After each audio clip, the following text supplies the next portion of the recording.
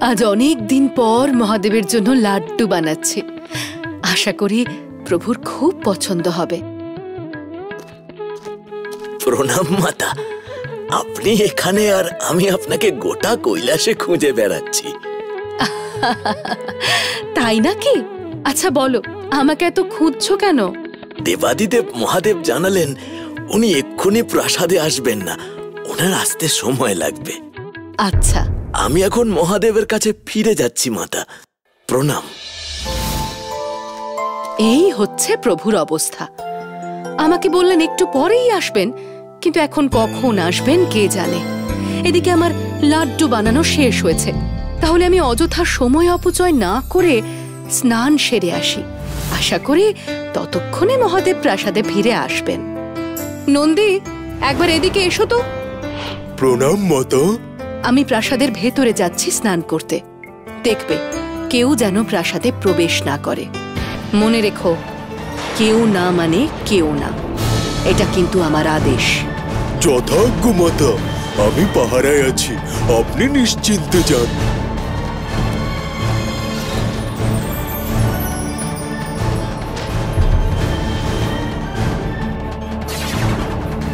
আমার চোখের আড়ালে একটা মাছিও ঢুকতে পারবে না। আমি নন্দী, আমি আছি মাতা পার্বতীর পাহারায়। প্রণাম প্রভু। তুমি দেবী পার্বতীকে দেখেছ? আমি ওনাকে খুঁজে পাচ্ছি না। হ্যাঁ প্রভু, মাতা প্রাসাদে প্রবেশ করেছেন স্নান ঘরে। আমাকে এখানে পাহারায় রেখেছেন, যেন কেউ ভেতরে প্রবেশ করতে না পারে। আমায় এখনই পার্বতীর সাথে একবার দেখা করতে হবে। কিন্তু প্রভু, মাতা যে আমাকে আদেশ দিয়েছেন কেউ যেন প্রাসাদে প্রবেশ করতে না পারে, তার কি হবে? দেখো নন্দী, পার্বতীর সেই আদেশ অন্যের জন্য, আমার জন্য নয়। আমি তার স্বামী, তিনি আমায় প্রবেশ করায় বাধা দেবেন না। তাই প্রাসাদের দরজা থেকে সরে দাঁড়াও। ঠিক আছে প্রভু, আপনি যখন বলছেন তাহলে আমি সরে যাচ্ছি। মাতার নির্দেশ অমান্য করতে আমি বাধ্য হলাম আমার প্রভুর সামনে।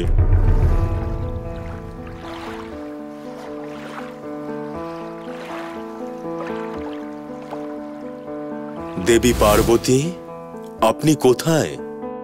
এই যে মহাদেবের কণ্ঠস্বর, কিন্তু তিনি এখানে আসবেন কি করে? আমি যে নন্দীকে পাহারা রেখেছি। দেবী পার্বতী, আপনি এখানে? আর আমি আপনাকে সর্বত্র খুঁজে বেড়াচ্ছি। এ কি স্বামী, আপনি এখানে? আমি যে নন্দীকে পাহারায় বসে এলাম, বললাম কেউ যেন প্রবেশ না করতে পারে। তারপরেও আপনি প্রবেশ করতে পারলেন কি করে? আপনাকে প্রবেশ করতে দিল কেন নন্দী? শান্ত হন দেবী, আমি যে ওর প্রভু, ওর সাধ্য নেই আমাকে আটকায়। আপনি এখানে এসে মোটেও ঠিক করেননি, আর নন্দীও আমার আদেশ অমান্য করে আমাকে অপমান করল।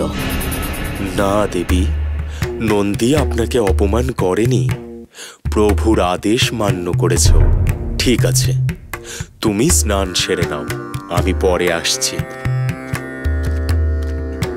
আমি ওকে পাহারায় বসে এসেছিলাম তা তো ঠিক, কিন্তু ও যে মহাদেবের ভক্ত, মহাদেবকে আটকানোর ক্ষমতা ওর নেই। সর্বদা প্রভুর সেবায় ও মগ্ন থাকে। তবে এমন একজন আমার চাই যে কেবল আমারই কথা শুনবে, অক্ষরে অক্ষরে পালন করবে আমার আদেশ।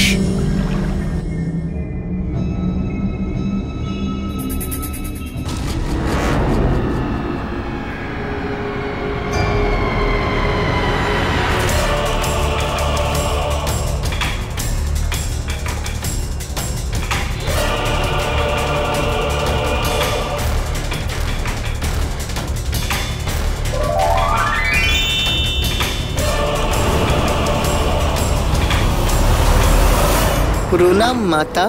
তুমি গৌরী পুত্র গণেশ। গণেশ, তুমি সমগ্র কৈলাস ঘুরে দেখো। এই স্থান তোমার, তুমি যেখানে খুশি যেতে পারো। যথা আজ্ঞা মাতা। আমি এখানে খুব খেলা করব। মাতা বলেছেন আমি যেখানে খুশি যেতে পারি।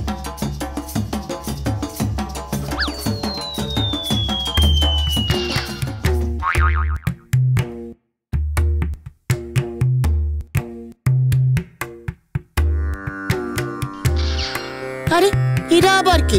যাই তো দেখি। প্রভু এক মনে ধ্যান করছেন।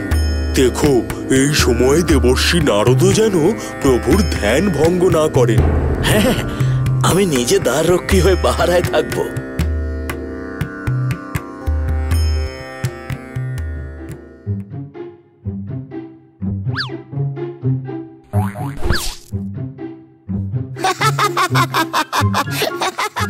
কে কে ওখানে?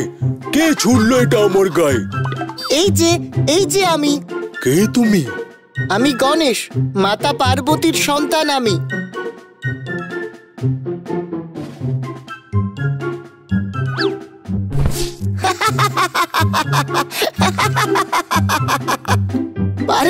পারে না, আমাকে ধরতে পারে না।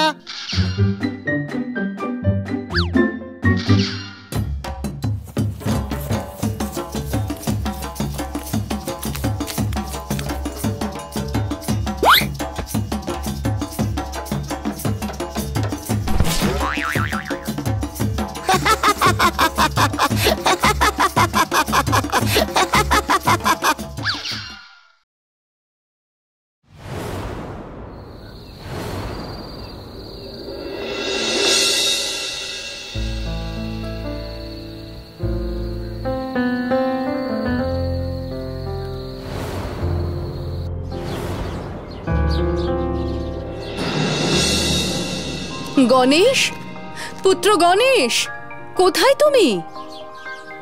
পুত্র গণেশ, এসো, এইদিকে এসো। হ্যাঁ মা, বলুন। এই তো আমি। কি আজ্ঞা আমার জন্য? এইবার আমি স্নানে যাচ্ছি, তবে মনে রেখো, কেউ যেন এই প্রাসাদে প্রবেশ করতে না পারে। এটা আমার আদেশ। তুমি এই দরজার সামনে থেকে পাহারা দাও, আমার কথা যেন অমান্য না হয়। যথা আজ্ঞা মা। আমি এই দরজার সামনে আপনার আদেশ মতো বসে রইলাম। আমাকে অতিক্রম করে এই প্রাসাদে প্রবেশ করবার সাহস বা সামর্থ্য কারোরই হবে না। আপনি নিশ্চিন্তে স্নানে যান। মাতার আদেশ, বাতাসও প্রাসাদে প্রবেশ করতে পারবে না।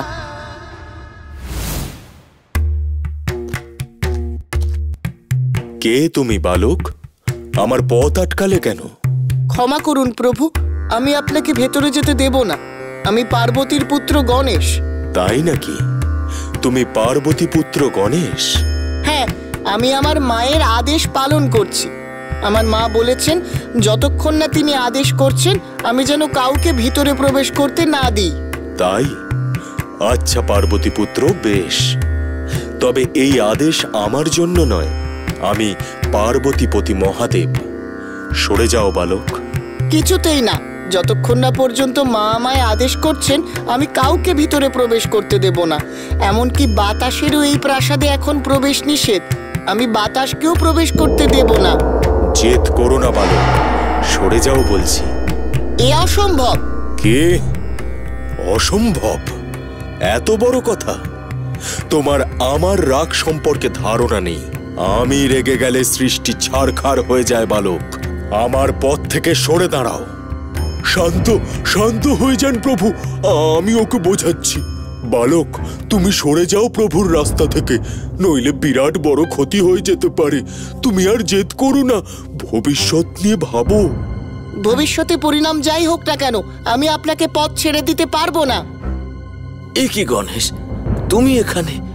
এটা তোমার খেলার জায়গা নয়। সরে যাও প্রভুর রাস্তা থেকে। সূর্য পশ্চিমে উঠতে পারে, কিন্তু গণেশ নিজের কথা থেকে সরে দাঁড়াবে না। আমার মায়ের আদেশ পালন করা আমার পরম ধর্ম। মূর্খ বালক, সরে যাও। তুমি কিন্তু আমার ধৈর্যের পরীক্ষা নিচ্ছ। ফলাফল ভালো হবে না। প্রভু প্রভু শান্ত হন প্রভু, আমি দেখছি ও তো ছোট্ট, কিচ্ছু বোঝে না। আমি ওকে সরিয়ে দিচ্ছি বুঝিয়ে সুঝিয়ে। ভালো কথায় কাজ না দিলে নিজের অস্ত্র দিয়ে ভয় দেখাও। আমি আর এখানে দাঁড়াবো না। দেখো বালক, প্রভুর পথ থেকে সরে যাও। উনি রেগে গেলে অনর্থ হয়ে যাবে। আমার কথা শোনো, শোনো দয়া করে। তোমার কথায় আমি পথ থেকে সরবো না। ক্ষমতা থাকলে সরিয়ে দেখাও। কি এত বড় কথা? তুমি উপরন্তু আমাকে চোখ দেখাচ্ছ? শোনো, আমার কিন্তু অনেক শক্তি। আমি মুখের কথায় বিশ্বাস করার পাত্র নই। তোমার শক্তি থাকলে প্রয়োগ করো, দেখি তোমার কত শক্তি। তবে রে,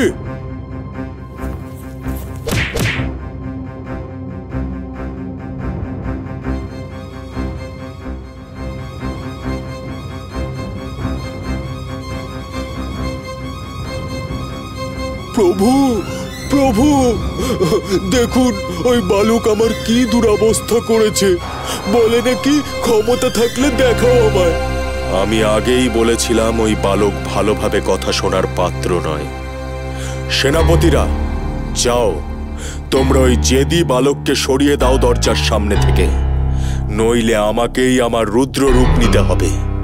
আপনার আদেশ প্রভু।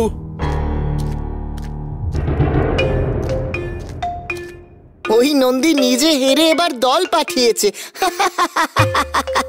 কোনো ব্যাপার না, এবার তোমাদের সবাইকে আমি মজা দেখাবো।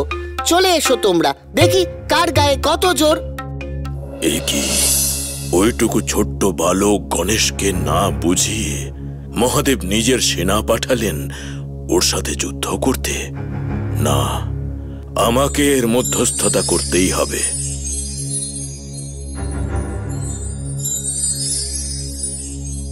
এইটুকু একটা ছোট্ট বালকের সাথে তোমরা সবাই একসাথে যুদ্ধ করছো, এটা অধর্ম। পুত্র গণেশ, তোমার এত জেদ করা ঠিক নয়। নিজের পিতার আজ্ঞা পালন করা উচিত। জেদ আমি নয়, পিতা নিজেই করেছেন। না, শোনো বালক, তোমার পিতার আজ্ঞা পালন করা উচিত। ওনাকে পথ ছেড়ে দাও।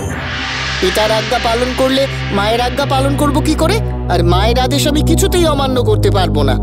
শোনো বালক, বড়দের কথা শুনতে হয়, এমন জেদ করতে নেই।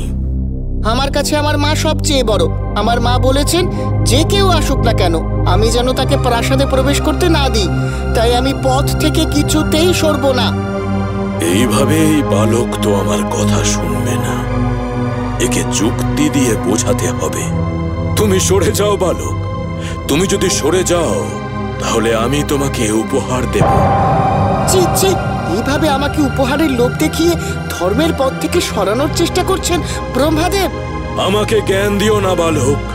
আপনি গুরুদেব, এইরকম নিম্নমানের কার্য করবেন না। এবারে মনে হচ্ছে একে বল প্রয়োগ করে সরিয়ে দিতে হবে।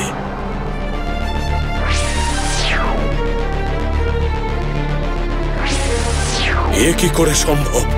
ওইটুকু ছোট্ট বালকের কাছে এত ক্ষমতা এলো কি করে?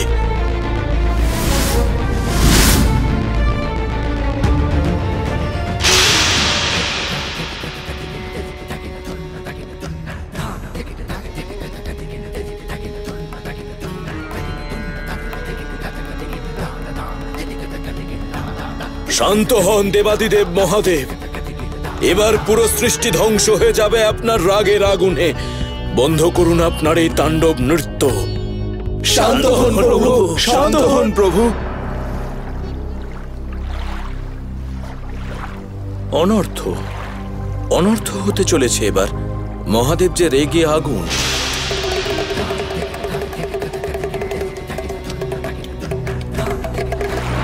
তাণ্ডব করছেন কৈলাসে। সে কি কথা প্রভু? মহাদেব তাণ্ডব করছেন?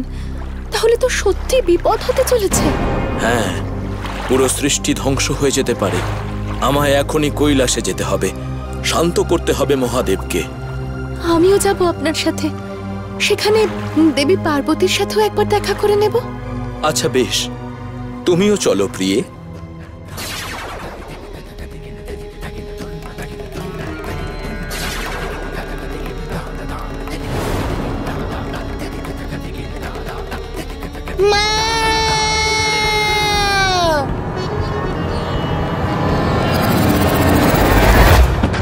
না না, এ কি?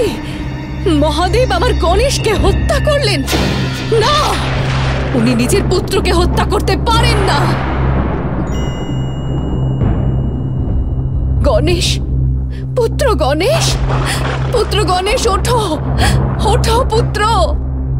স্বামী, হে আপনি কি করলেন? রাগের কারণে নিজের পুত্রকে নিজে হাতে হত্যা করলেন। আর উপস্থিত সমস্ত দেবতারা সবাই মুখ বন্ধ করে এই অন্যায় দেখলেন। ব্রহ্মা, বিষ্ণু, মহেশ্বর তিনজনেই উপস্থিত। ছি ছি ছি ছি ছি, কারোরই এই ছোট্ট শিশুর উপর দয়া হলো না? একটা ছোট্ট বালককে হারানোর জন্য আপনারা সকলে নিজেদের সর্বস্ব জোর লাগালেন। এতটাই দরকার ছিল একটা ছোট্ট বালককে হারানো? সত্যিই তো ও তো ধর্মের পথে হাঁটছিল, ওকে অধর্ম করতে জোর করেছিলেন আপনারা। এখানে ওর দোষ কোথায় ছিল বলুন? আপনারা চুপ করে আছেন কেন?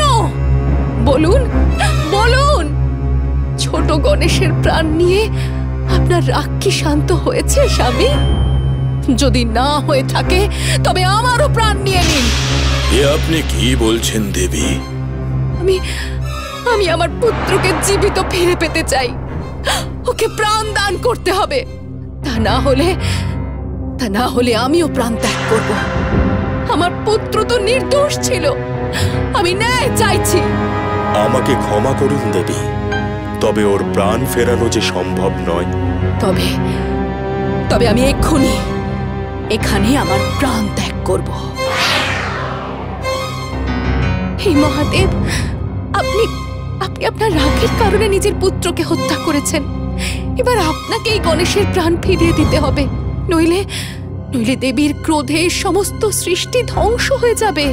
রাগের বশবর্তী হয়ে যে কাজ আপনি করেছেন তার এটাই একমাত্র প্রায়শ্চিত্ত। কিন্তু ত্রিশূলের আঘাতে কেটে যাওয়া মুন্ডু পুনরায় জোড়া দেওয়া কখনোই সম্ভব নয়। এখন একটাই উপায় আছে, অন্য কোনো বালকের মাথা যা আপনার ত্রিশূলে কাটা হয়নি তা জুড়ে দেওয়া হোক গণেশের ধরের সঙ্গে। যাও নন্দীভৃঙ্গি, তোমরা যাও, এমন একজন বালকের মাথা নিয়ে এসো যার মুখ উত্তর দিকে আর তার মা তার দিকে পিঠ ফিরে আছে। যথাজ্ঞা প্রভু।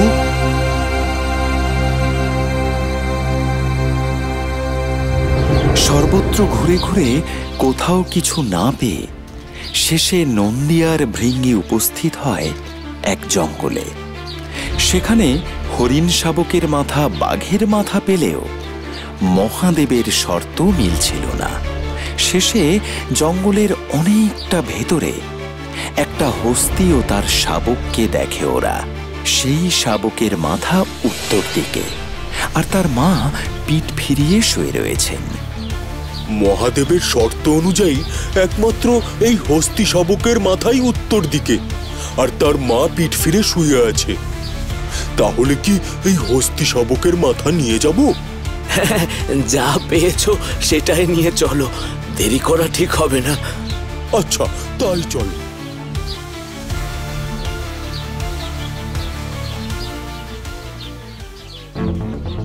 তোমরা কি মূর্খ?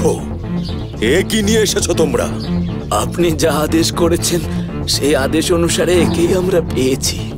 ভাবতে বসার সময় আর নেই। এই হস্তি শাবকের মুন্ডু গণেশের ধরে প্রতিস্থাপিত করুন।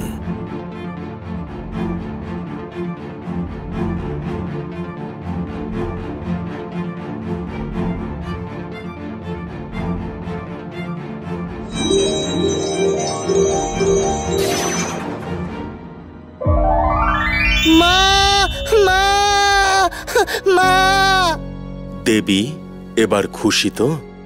মহাদেব, আপনি ওকে জীবন দান তো দিলেন, কিন্তু এই রূপ দেখে সবাই যে ওকে নিয়ে হাসবে। তুমি নিশ্চিন্ত থাকো দেবী, তেমন কিচ্ছু হবে না। আমি আশীর্বাদ করছি, যুগে যুগে এই সমগ্র সৃষ্টি ওর পূজা করবে। এই বালক গোটা সৃষ্টির কল্যাণ করবে। আমি ওকে আশীর্বাদ করছি, যখনই কিছু শুভ কার্য হবে তখন সর্বপ্রথম গণেশের পূজা করা হবে। সবার পুজোতে আগে পুজো পাবে গণেশ। লোকে তোমায় গজানন বলবে।